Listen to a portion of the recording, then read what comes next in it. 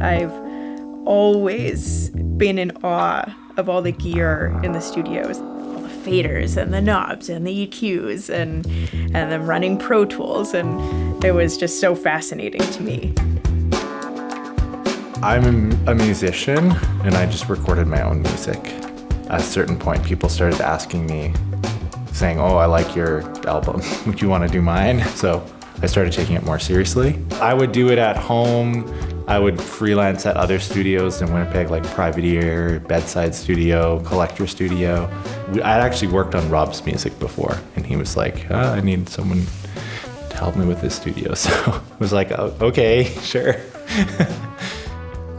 This is what we call Live Room A.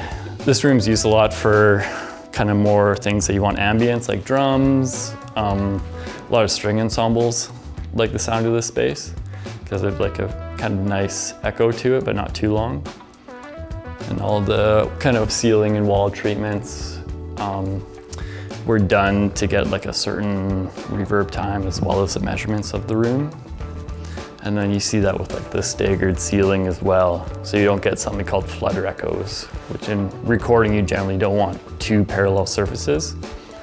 I got into audio engineering a couple of years ago when Rob offered for me to come here and do a mentorship with Riley Hill. That was such an unbelievable offer to me because it's a really hard field to get into. So this was like a dream come true for me. So that's like, that would be the one I should market?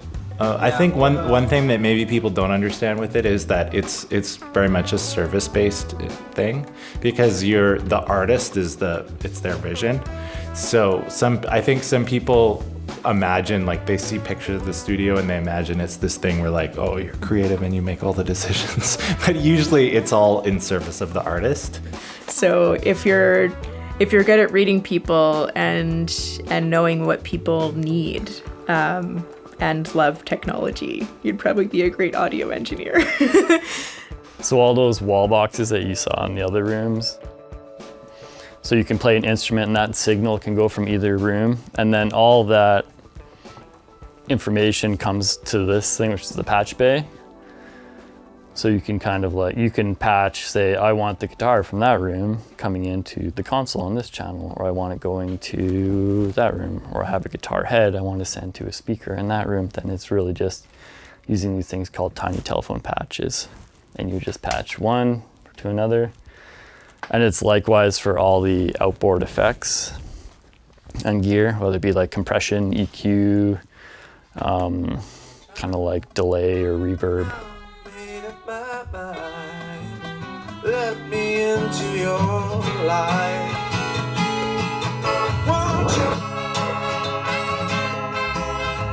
The thing that's hard about freelancing is when you're just working with an artist and you're kind of on an island in a way.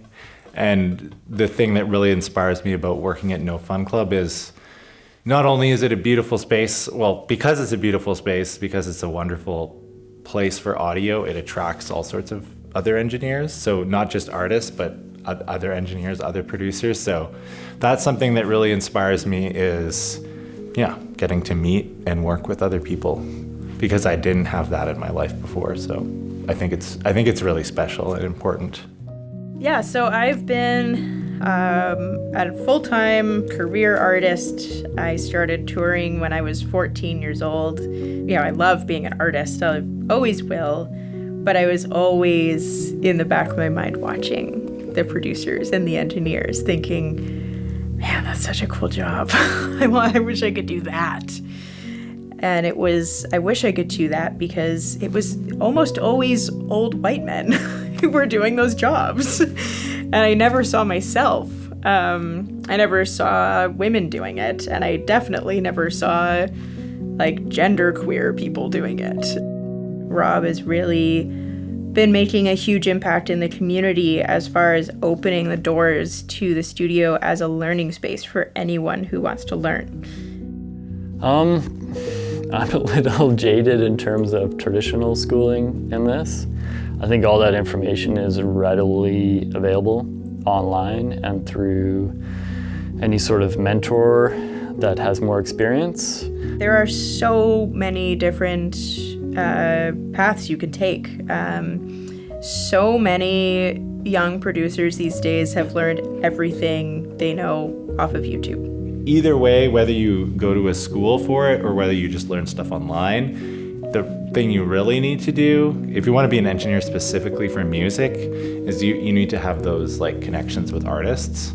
And so kind of just doing like, nowadays it's so cheap to get stuff. I would say just like get an interface with whatever computer you have and just like record your friends. I think what really inspired me was just the opportunity to inspire other people. I thought if I could hopefully make Winnipeg more of a recording hub, and then also allow a facility where freelancers could work out of, where possibly that I could create a handful of jobs for freelance engineers working out of Winnipeg to hone their craft, and then also turn into a viable career, because there's so few opportunities, especially in Winnipeg, for that. So. It's an industry where you need to have that passion, but if you're willing to put in the work and keep at it for years, you can eventually get to a place where it's pretty decent pay. But it is a place where it's like, it's super fun all the time. So the money's okay, and the job itself is really fun. By and large, like the studio business is not a good business model. In terms of like studio rates haven't really increased, they've actually decreased. Budgets have gone down exponentially. It's just something, it's more like a compulsion, I'd say, like something you want to do. You want to create something beautiful and share it and create a space where people can create art. There's always opportunities for people who are really good at audio engineering and really good at working with other people.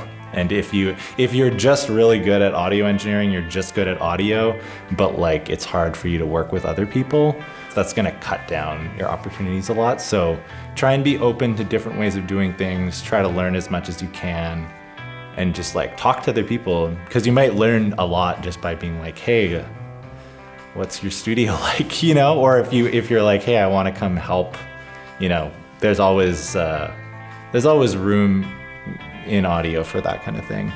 I think starting at home is the best way to go. Some of the biggest songs in the world have elements in them that were recorded in literal closets. So